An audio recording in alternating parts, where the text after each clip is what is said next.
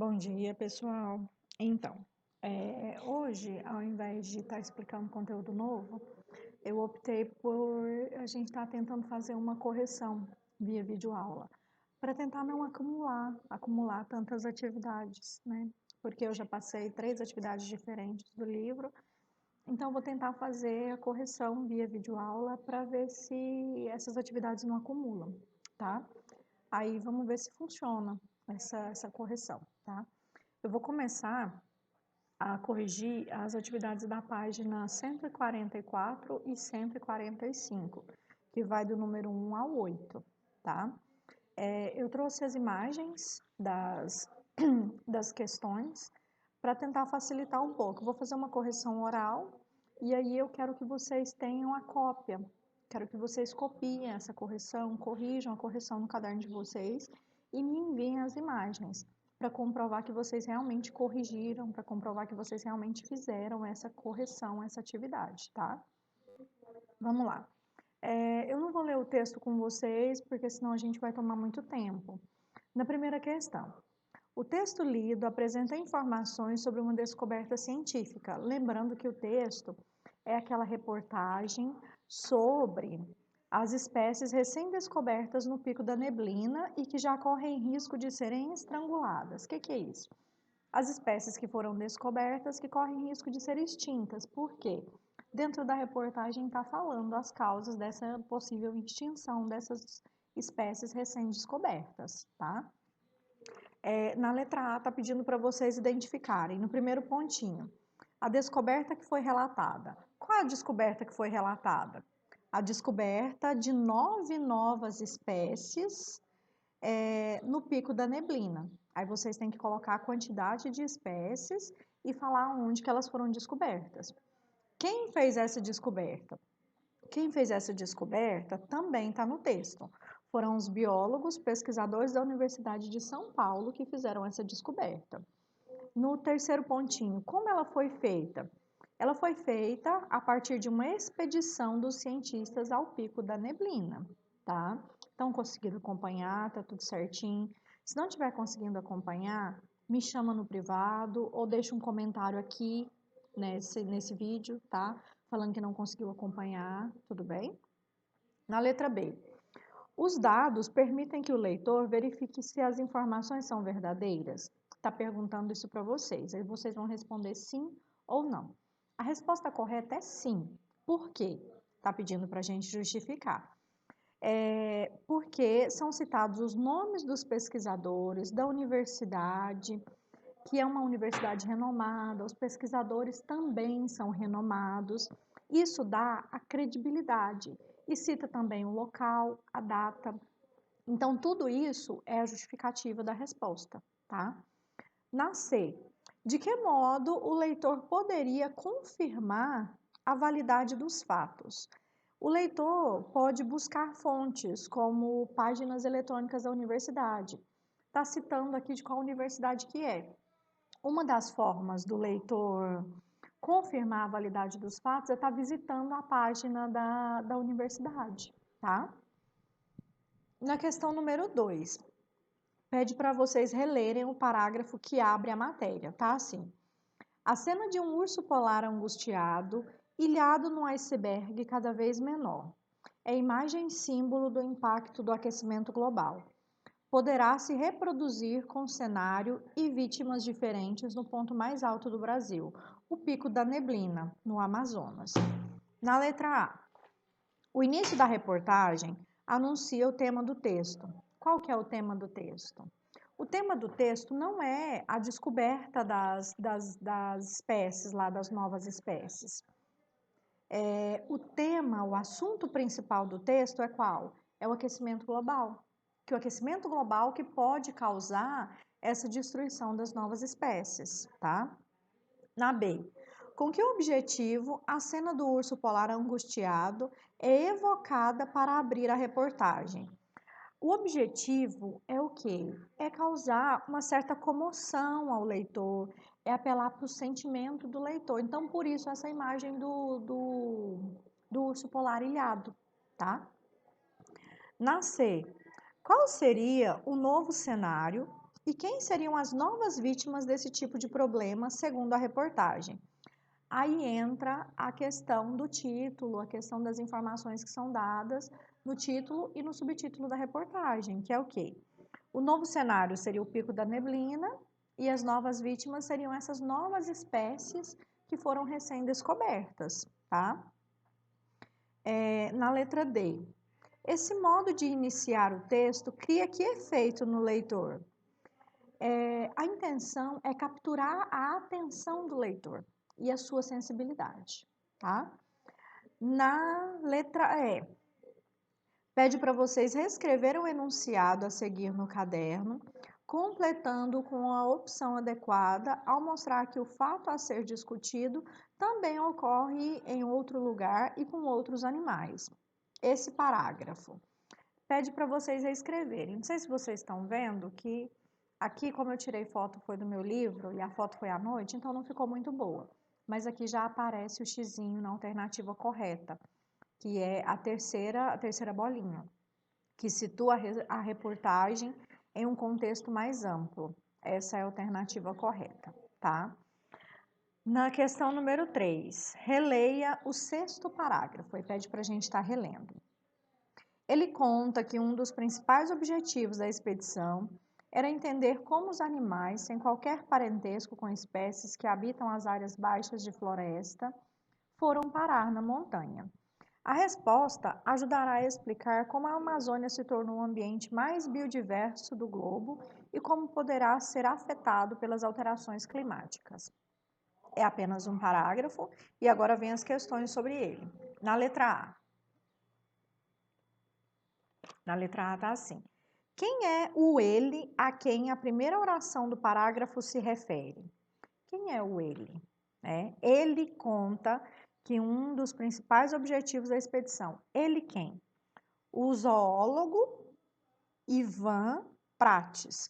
O pronome ele está se referindo ao nome do zoólogo. Quem é zoólogo? É o estudante das espécies de animais, né? Na letra B. O que significa dizer que a Amazônia é o ambiente mais biodiverso do planeta? Retome o que observou na sessão antes da leitura para explicar o sentido desse termo. Biodiverso.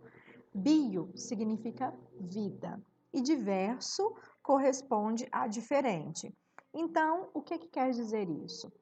Corresponde à questão de encontrar-se a maior diversidade de seres vivos do planeta dentro da Amazônia, tá? Vamos lá na letra C. Explique com suas palavras o objetivo da expedição científica citada no parágrafo. Qual que era o objetivo dessa expedição científica? Era entender como é que espécies diferentes foram parar no mesmo lugar, foram parar lá naquela montanha, tá?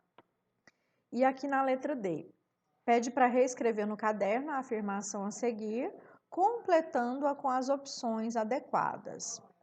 A afirmação é: pelo trecho é possível compreender que as pesquisas. Aí vocês vão marcar as alternativas corretas. Como eu falei para vocês, como é do meu livro, livro do professor, então já vem com as respostas, né?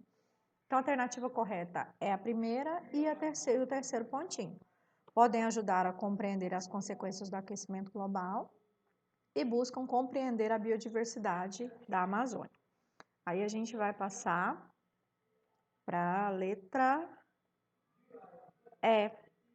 Ah, tá pequenininha. As informações sobre a expedição ajudam o leitor a construir uma imagem dos cientistas e da ciência. Essa imagem, gente, ela é positiva ou ela é negativa? Ela é positiva. Por quê? Porque ela vai ajudar o leitor a perceber a importância da descoberta para o estudo dessa diversidade de vida na Amazônia. Essa descoberta é extremamente importante para os estudos em geral, tá? Agora a gente passa para o slide seguinte. Vamos lá na questão número 4. Observe o uso do adjetivo estrangulada no título da reportagem. As espécies recém-descobertas no pico da neblina e que já correm risco de serem estranguladas. Na A, pede para vocês reescreverem no caderno o trecho em que a palavra destacada possui sentido equivalente.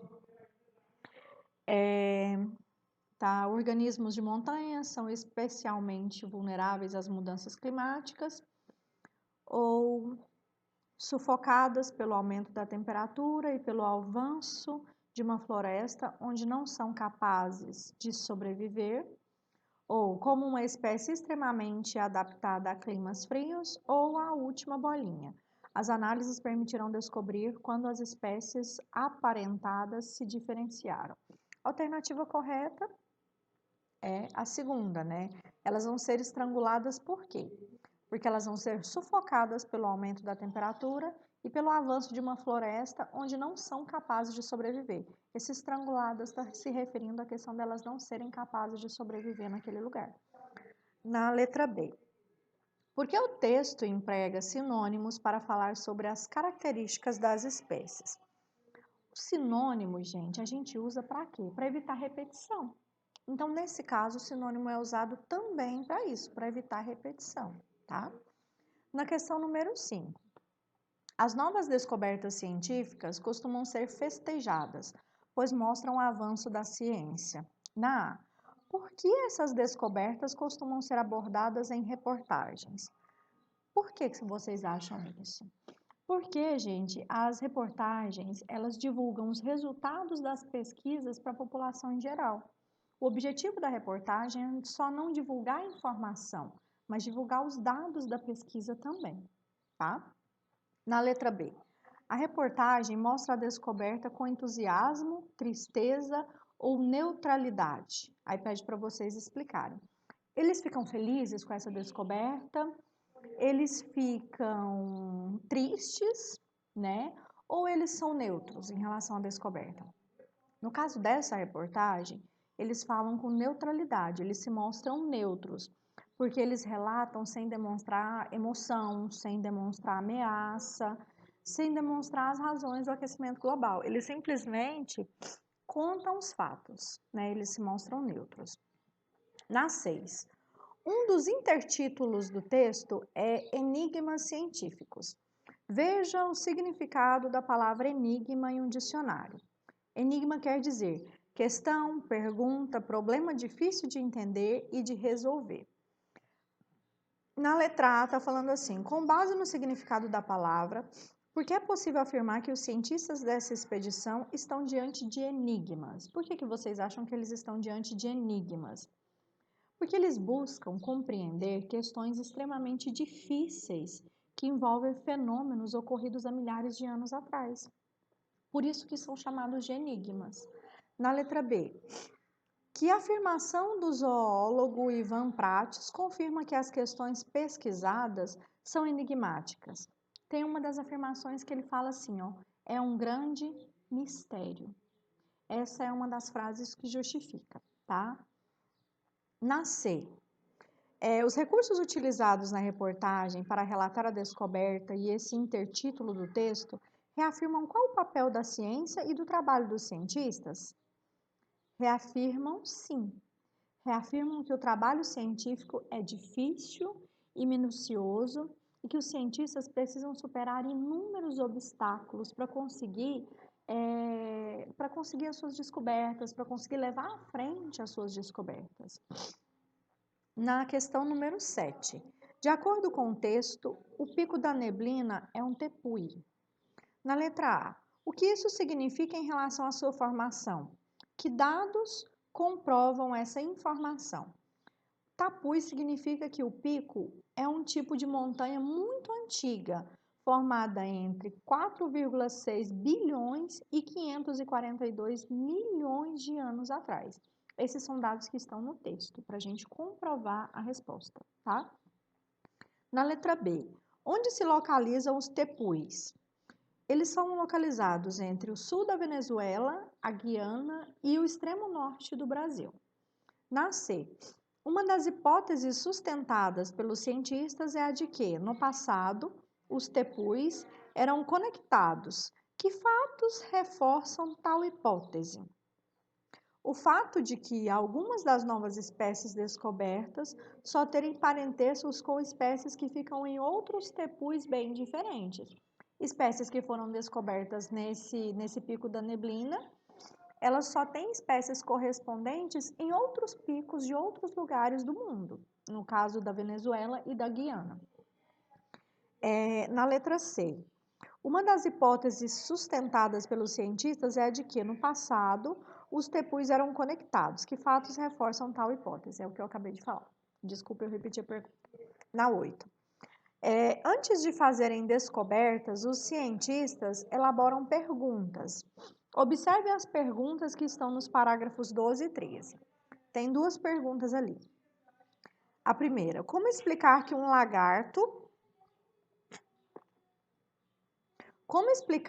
lagarto do tamanho de um dedo indicador, que não se desloca mais do que algumas dezenas ou centenas de metros ao longo da vida, conseguiu povoar regiões montanhosas tão distantes entre si, que é o caso dos tapus, tá?